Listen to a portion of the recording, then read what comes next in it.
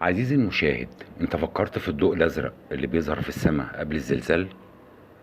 ظهر في زلزال تركيا وبرضه زلزال المغرب، وبعدها يضرب زلزال الارض. هو ده طبيعي؟ كان بيحصل قبل كده؟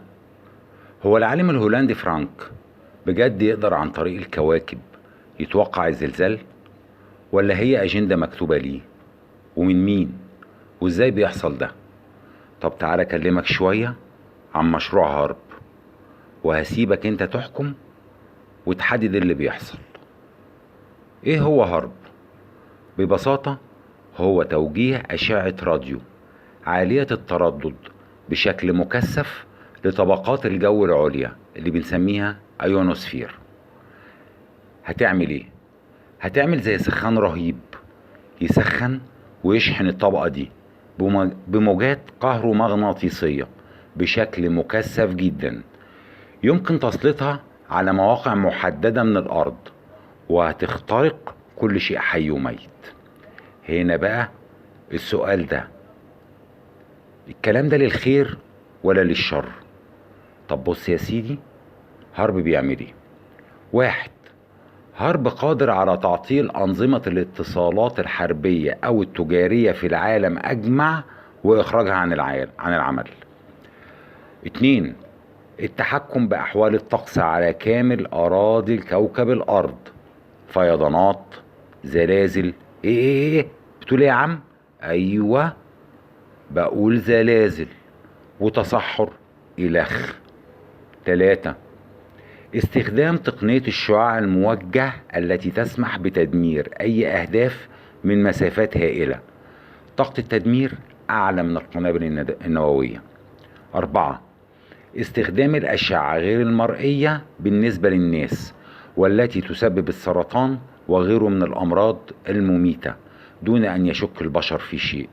خمسة، إدخال مجمل سكان منطقة مأهولة في حالة من النوم أو الخمول، أو وضع سكانها في حالة من الهياج، والذي يسبب إثارة الناس بعضهم ضد بعض مثل الحروب الأهلية. ستة، استخدام الأشعة لإعادة بث المعلومات في الدماغ مباشرة، وده بيعمل إيه؟ تسبب هلاوس سمعية وبصرية. ده على كده بقى هرب ده شكل من أسلحة الإبادة الجماعية والسيطرة من قبل منظمات أو دول محددة على الكرة الأرضية كافة. مين ورا المشروع ده؟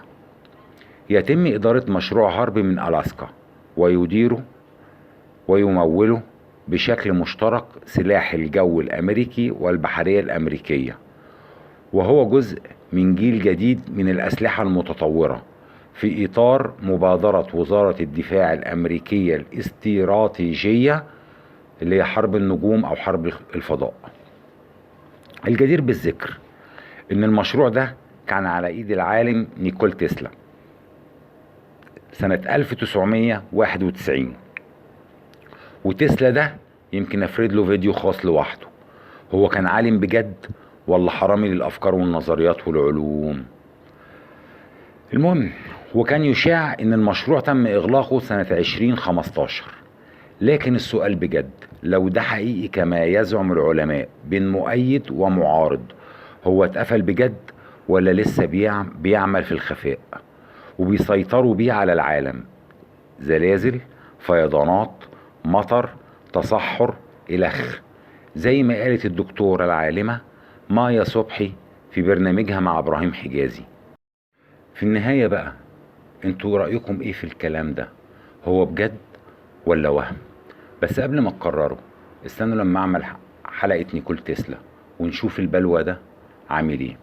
لو عايز تتأكد من كلامي، ارجع للمصادر العربية ديت: موقع RT اونلاين بتاريخ 13/2 سنة 2023، المصري اليوم بتاريخ 18/4/2023، موقع ألمانيا بالعربي، ويكيبيديا، الأسبوع، أخبارك نت، الجزيرة، وغيرها كتير.